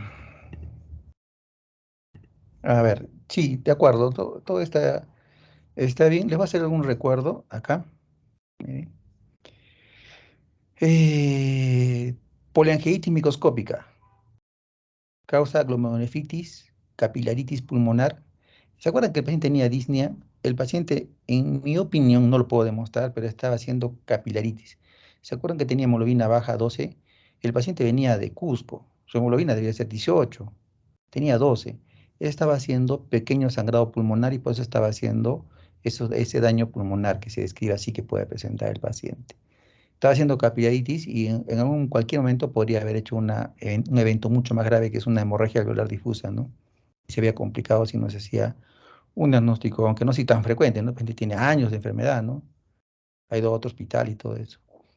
Y ahí se asocia a antimiloperoxidasa justamente lo que tiene el paciente, ¿no? Es menos común compromiso de piel, del sistema nervioso periférico, es menos común, pero no significa que no tenga, y del tracto gastrointestinal. En cambio, la poliangiitis, la granulomatosis de Wegener, hay inflamación granulomatosa, frecuente produce glomerulonefritis, vasculitis ocular, que no tenía, lo mandé a ver el paciente que lo vean. Puede haber nódulos cavitados que no tenía, y el ANCA debía ser antiproteasa test que no tenía el paciente, así que por ahí no podía pensar en una granulomatosis con poliangiitis. ¿Se acuerdan que les dije que se llamaba antes granulomatosis de Wegener? La granulomatosis eosinofílica con poliangiitis, la llamada antes Churek-Strauss, tampoco podía ser, porque básicamente el paciente no tenía antecedente de asma y eosinofilia. Lo que marca este tipo de vasculitis es un paciente que tenga antecedente de asma, sobre todo un paciente mayor con asma, que no es normal, y la presencia de eosinofilia, que no presentaba el paciente. Entonces, entre la vasculitis ANCA positivo, el paciente tiene más una poliangiitis microscópica. Y esta es una evaluación de reumatología, y justamente, ¿no? El médico ve el paciente y dice, paciente con diagnóstico de poliangiitis microscópica. Iniciar ciclofosfamida bioral, prednisona 50 gramos al día, sulfamethoxazol para prevención de nemocitis girovesi, en condiciones de alta, manejo por reumatología. Sin ninguna duda, ¿no? O sea, claramente. Entonces, eso es otra cosa que yo menciono, ¿no? Por ejemplo, este paciente, obviamente como yo no lo seguía viendo, me llamó mucho la atención que a un médico, bueno, le toca informar al paciente y llama pues a su familia y le decía, sí, ¿qué tiene? Sí, estamos viendo. Y me quedé así porque decía, ya tiene ANCA positivo, tiene polineuropatía axonal, hemos encontrado que tiene compromiso renal, compromiso pulmonar. Por Dios, o sea, no lo sé.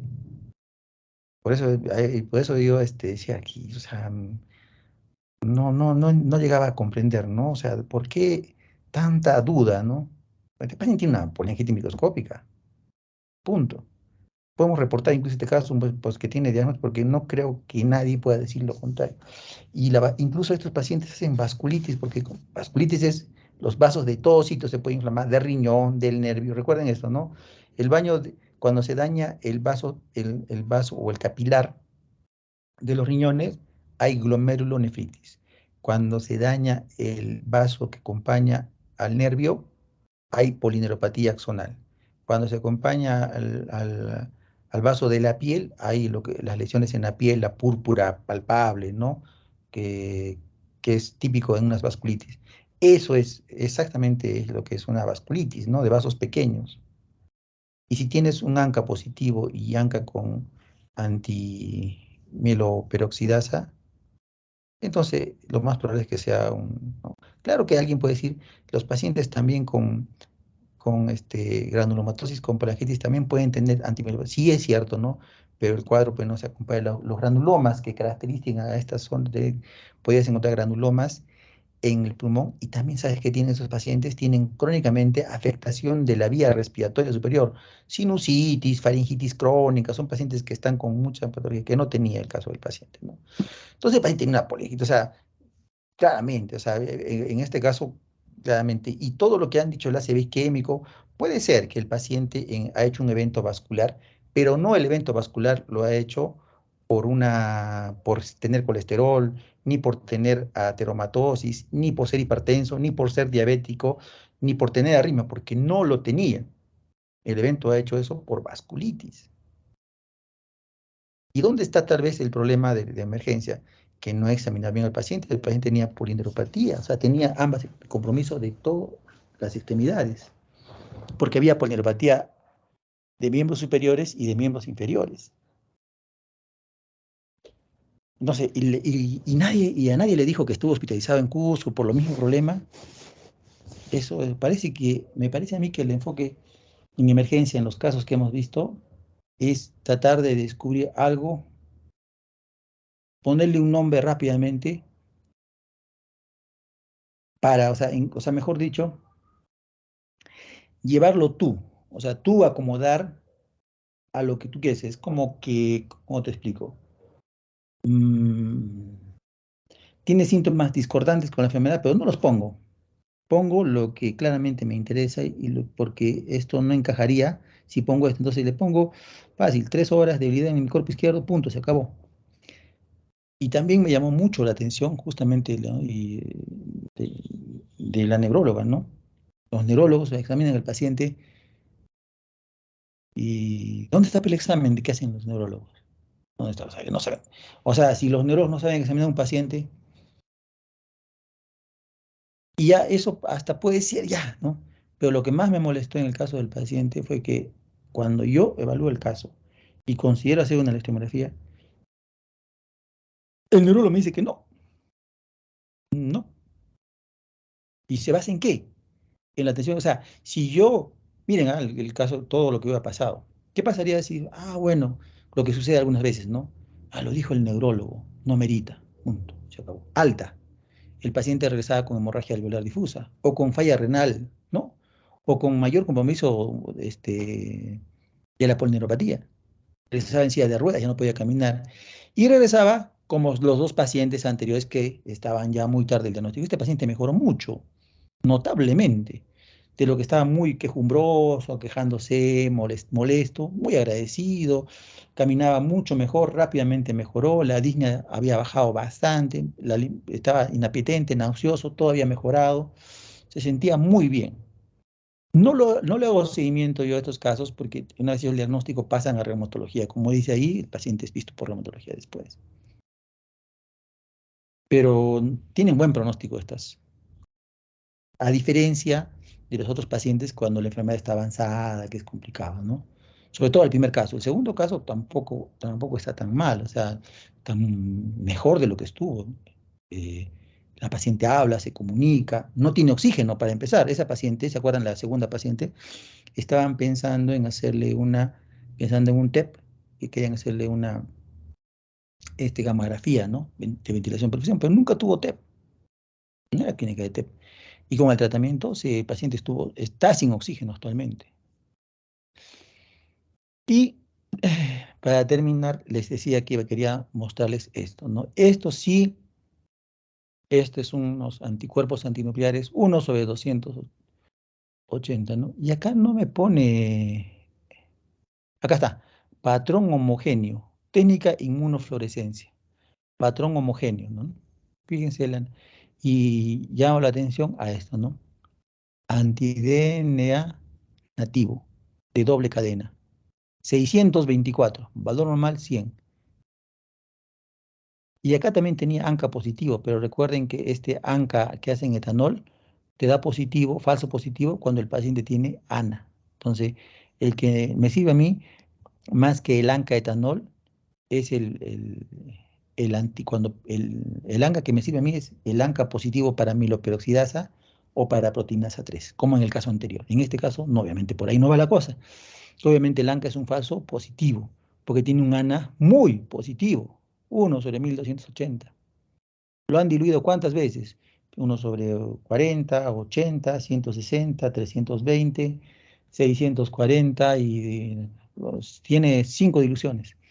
Y este valor también, ¿no? Este claramente es un diagnóstico de lupus eritematoso sistémico. Y la vez pasada justo conversamos, ¿no? Habíamos estado recordando el caso y le estamos dando puntuación y doblaba la puntuación necesaria, ¿no? Según el Colegio Americano de Reumatología del Lupus, ¿no?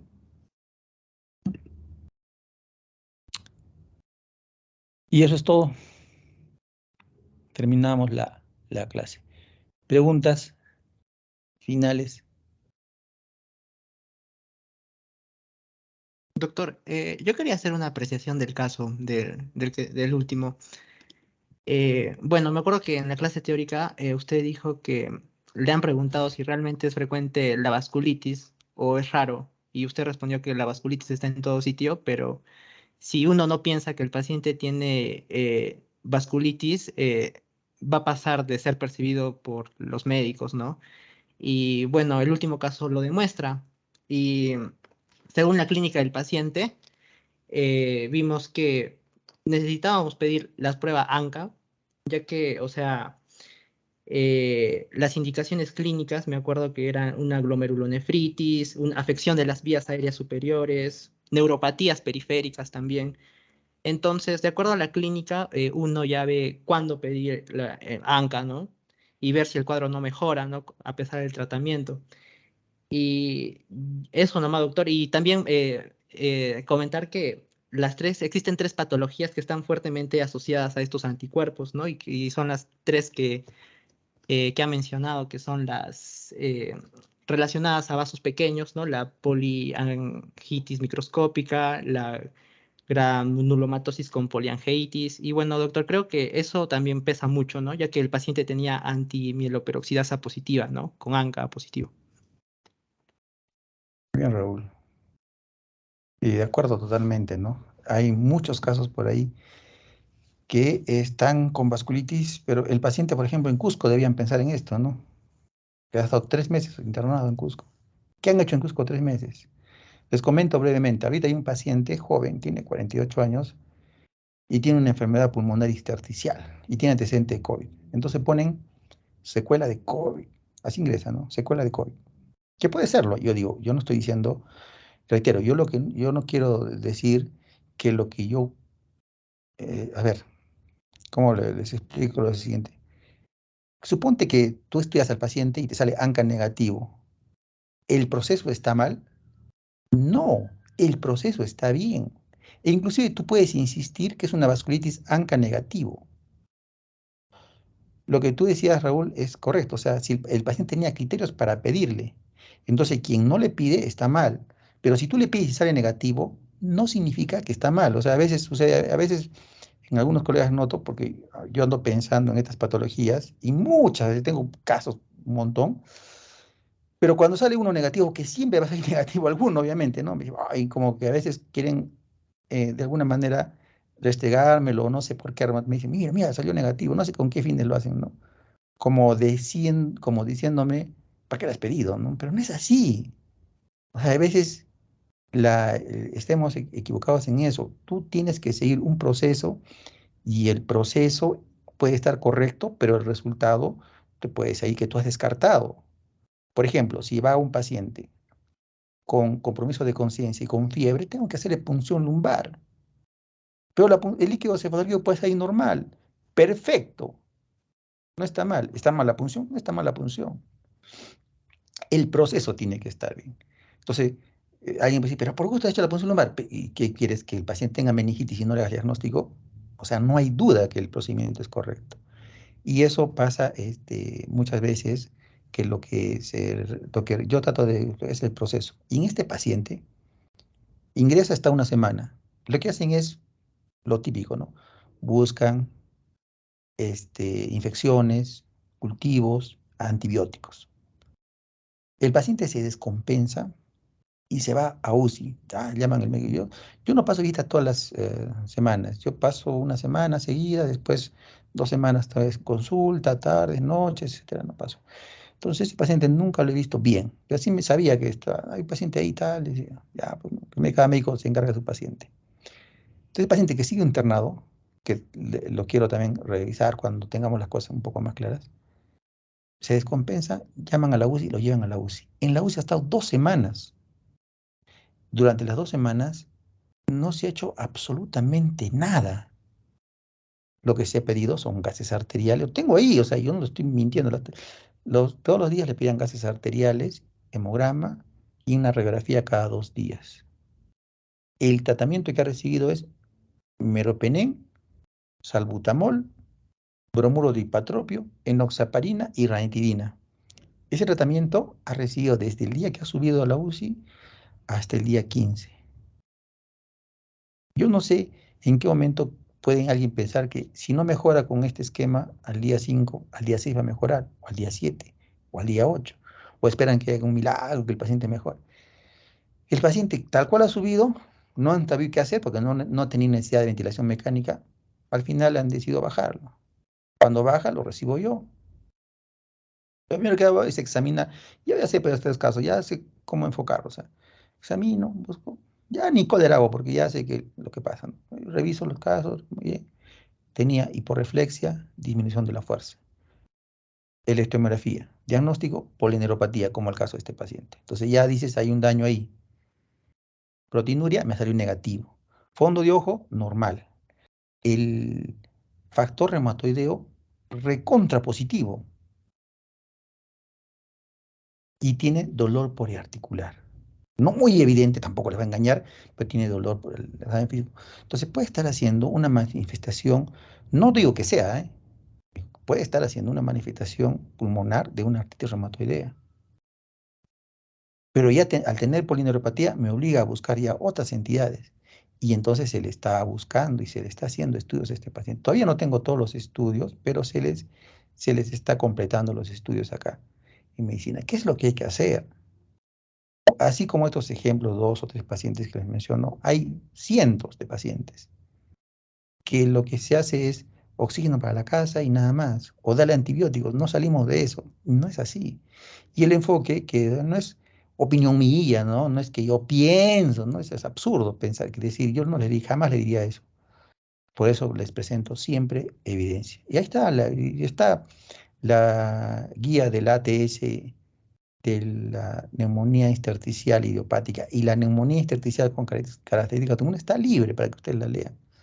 Y ahí dice lo que les he puesto yo, que hay que pedir, que hay que pensar, que busquemos. Lo dice, ¿por qué no se hace? O sea, está bien, de repente las guías son nuevas, hay que socializarla y todo eso, pero ¿hasta cuándo? O sea, ya, o sea, quitémonos esa idea de la cabeza, ¿no? O sea, el paciente va de fibrosis pulmonar, eso no existe. Hay que buscar la causa del paciente. Así como hay unos pacientes que están con diagnóstico de neuropatía, igual tampoco buscan la causa. Al igual que enfermedad pulmonar, neuropatía, tienes que buscar gamapatía monoclonal, polineuropatía desminimizante crónica inflamatoria, si es agudo Guillain-Barré, la diabetes mellitus, metales pesados, tienes que buscar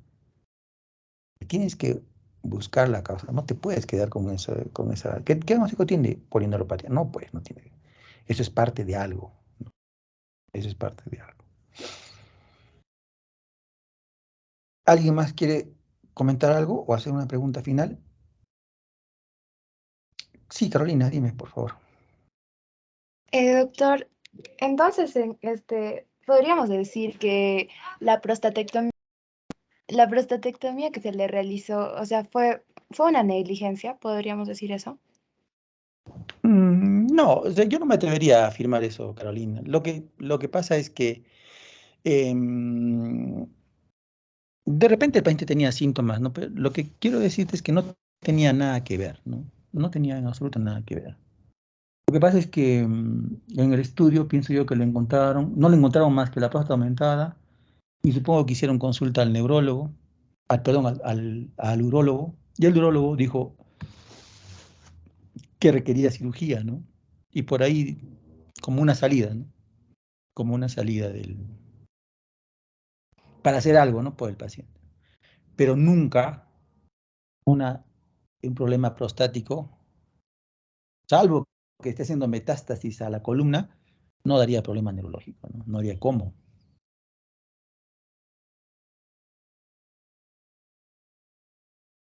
Ya, doctor, gracias. Muy bien, Carolina, muy bien, chicos. Me agrada mucho y como yo de verdad no les digo, o sea, no les quiero pasar la mano ni nada por el estilo, pero las intervenciones en relación al análisis de los anticuerpos me ha impresionado mucho, de verdad, porque hay muchos médicos internistas que yo conozco que tienen cierta dificultad en hacer eso, ¿no? En la interpretación. Y ustedes lo han hecho muy bien, ¿no? Y me ha sorprendido agradablemente, me parece muy bien. Me da gusto eso. Muy bien, chicos. Nada más. Me despido. Cuídense. Nos vemos la próxima clase. Chao. Gracias, Hasta doctor. luego. Gracias. Gracias. Pero, doctor, Gracias. Chao, chao, chicos. Cuídense.